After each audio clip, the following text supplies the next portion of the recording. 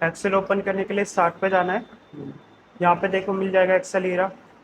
ठीक है, यहाँ पे आप सर्च कर सकते हो।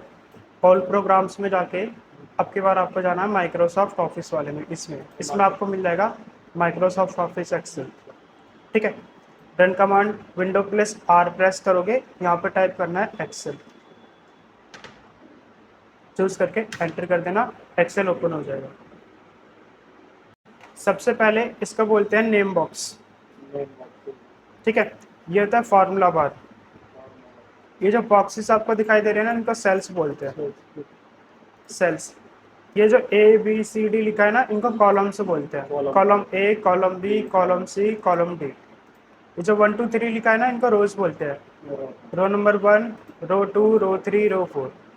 जब एक कॉलम और एक रो आपस में ना इंटरसेक्ट करते हैं, तब एक सेल बनता है। ठीक है, या ये जो सेल बना है, कौन से रो और कॉलम से बना है?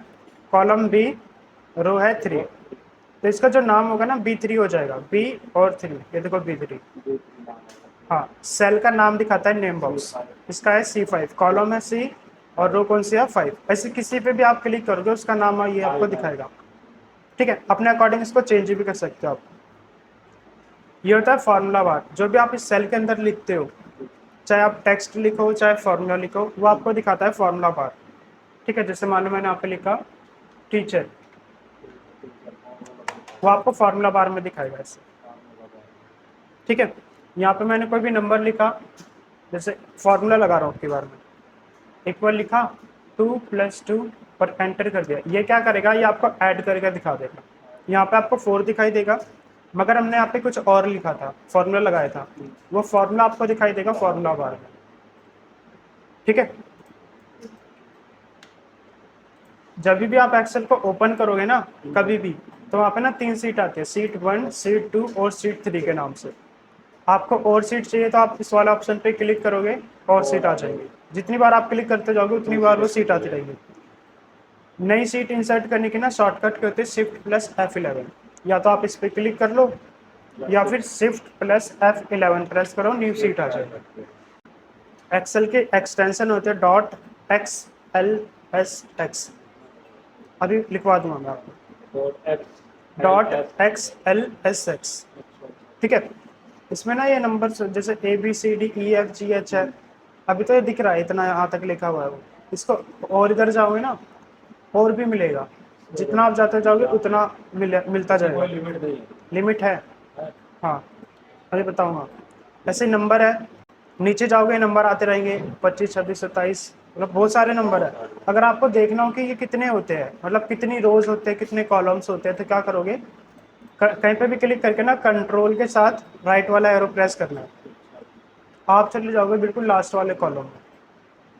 ठीक है, लास्ट जो कॉलम होता है ना वो XFD होता है।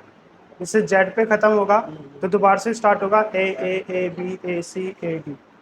ठीक है, फिर वो A Z पे खत्म हो जाएगा, फिर B A B C B ऐसे करके स्टार्ट होगा। लास्ट जो होगा ना XFD तक होता है। वापस से शुरू में जाना है तो कंट्रोल के साथ लेफ्ट वाला एरो प्रेस करना है। ठीक है, स्टार्टिंग में आ जाओगे। ऐसे ही आपको ये देखना है कि नंबर मतलब रोज कितनी होती है, तो आप कंट्रोल के साथ डाउन एरो प्रेस करोगे, ये होती है 10,48,576। ऊपर जाने के लिए कंट्रोल के साथ अप एरो। ठीक है, कंट्रोल के साथ राइट करोगे तो लास्ट कॉलम पे, कंट्रोल के साथ लेफ्ट वाला एरो प्रेस करोगे तो स्टार्टिंग वाले पे आ जाओगे, कंट्रोल के साथ डाउन एरो प्रेस करोगे तो लास्ट वाली रो पे आ जाओगे, कंट्रोल के साथ अप एरो प्रेस करोगे तो फर्स्ट वाली रो पे आ जाओगे। अब देखो एक तरीका और है इसको देखने का, दोनों के बीच में यहाँ पे ना क्लिक करना, ये ना सारे के सारे सेल सिलेक्ट हो जाएंगे। यहाँ पे आपको दिखाएगा 10,48,576, आर मतलब होता है रोज। ठीक है, मल्टीप्लाई 16,384, सी मतलब कॉलम्स। इतनी रोज होती हैं और इतने कॉलम्स होते हैं। वहाँ पे आपको ABCD में दिखाया था कि XFD तक कॉलम होते हैं, यहाँ पे आपको नंबर में दिखाएगा कि 16,384 कॉलम्स होते हैं। ठीक है, याद रखना है कितनी रोज होते हैं, कितने कॉलम्स होते हैं। अगर आपसे कोई सेल पूछ ले कि ये सेल कितने होते हैं, ये बॉक्सेस सेल कितने होते हैं, तो क्या करोगे, जितने भी रोज है उनको आप मल्टीप्लाई कर दोगे कॉलम से, तो हमारी सेल की संख्या आ जाती है। ये नंबर ना बहुत बड़ा आता है, इसलिए इनको बता नहीं सकते कितना होता है। तो हम क्या बोलते हैं, आप रो को कॉलम से मल्टीप्लाई कर तो हमारी सेल की संख्या आ जाएगी।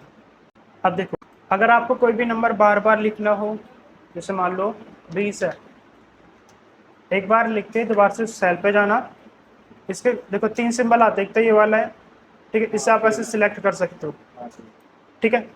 दूसरा सिंबल है ये वाला, इससे आप सेल को मूव कर सकते हो, जैसे 2 में है अभी, रो नंबर 2 में है, मेरे को 1 में चाहिए, इस पर क्लिक किया और इसको ऊपर की तरफ ले जाओ और छोड़ दो। हाँ, जब ये वाला सिंबल आए तब, ठीक है।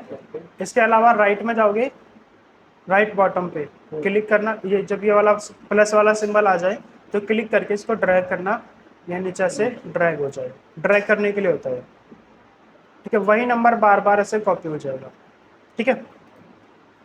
इसके अलावा मान लो आपको काउंटिंग लिखनी है 1 से लेके 100 तक, 1 लिखोगे, 2 लिखोगे, अब दोनों को ना सिलेक्ट करना, ये वाला सिंबल होता है सिलेक्ट का, क्लिक किया और सिलेक्ट किया, इसके बाद कॉर्नर पे जाओगे और इसको नीचे ड्रैग करना, साइड में दिख रहा है 21, 22, 23, 24, ऐसे नीचे लेके जाओगे, 100 तक चाहिए ना आपको, यहाँ से जाओ 100, ठीक है। अगर आप इसको मैनुअली लिखते काफ़ी टाइम लगता है।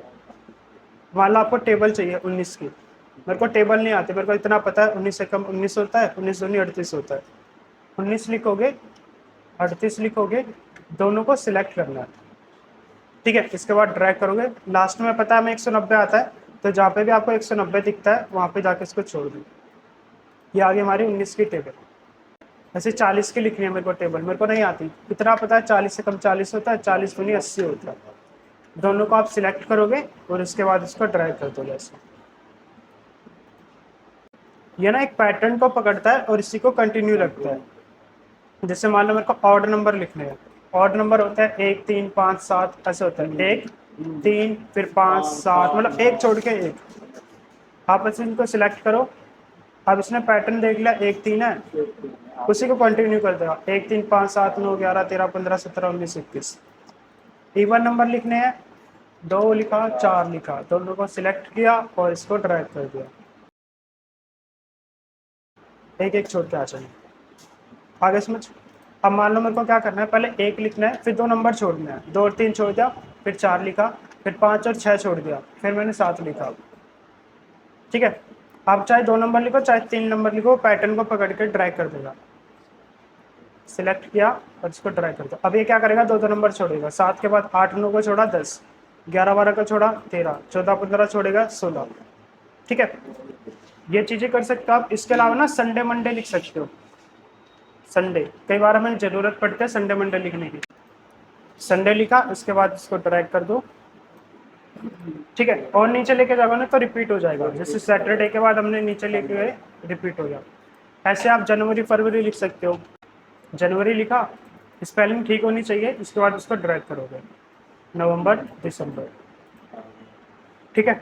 शॉर्ट में लिखोगे, जैसे हम शॉर्ट में ना SUL लिख देते हैं या फिर JAN लिख देते हैं जनवरी के लिए, इनको भी आप ड्रैग करोगे तो आ जाएंगे। जैसे संडे को करते हैं पहले, फ्राइडे सैटरडे, जैसे जनवरी फरवरी दिसंबर।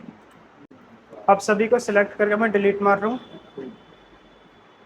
Ctrl+A। देखो मैंने ना इस वाली टेबल पे सिर्फ क्लिक करके कंट्रोल किया तो इसने सिर्फ इसको सिलेक्ट किया, एक बार और प्रेस करना सब कुछ सिलेक्ट हो जाएगा, और यहाँ से बैक स्पेस नहीं करना, डिलीट बटन प्रेस करना।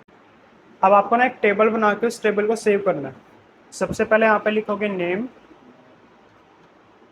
उसके बाद यहाँ पे ना 2-3 सब्जेक्ट डाल देना, जैसे हिंदी हो गया, इंग्लिश हो गया, मैथ्स हो गया, तो भी 5 सब्जेक्ट डालने आपको, ठीक है। 5 डालने के बाद 3 ही हो गए, चौथा यहाँ पे डालोगे, 5वां यहाँ पे डालना है, 5 डाल देना। उसके बाद यहाँ पे ना नाम डाल देना, ऐसे कोई भी नाम, राम, श्याम, अमन, अमित, सुमित, कोई भी 10 नाम आपको डालने के बाद यहाँ पे ना नंबर डालने आपको, मार्क्स बनाना, एक तरीके से मार्कशीट आपको बनाना। हाँ, यहाँ पे 45 डाल दिए, यहाँ पे 58 डाल दिए, यहाँ पे 65 डाल दिए, 100 के अंदर अंदर डालना, ठीक है। बनाने के बाद Ctrl+S को सेव कर लेना, अपना नाम डालोगे, फाइल की लोकेशन देख लेना आप कहाँ पे सेव कर रहे हो, उसके बाद सेव कर लेना, ठीक है। उसी फाइल में ना आपको बाद में काम, मतलब उसकी ज़रूरत पड़ेगी इसी फाइल की, उसको अच्छे से सेव कर लेना।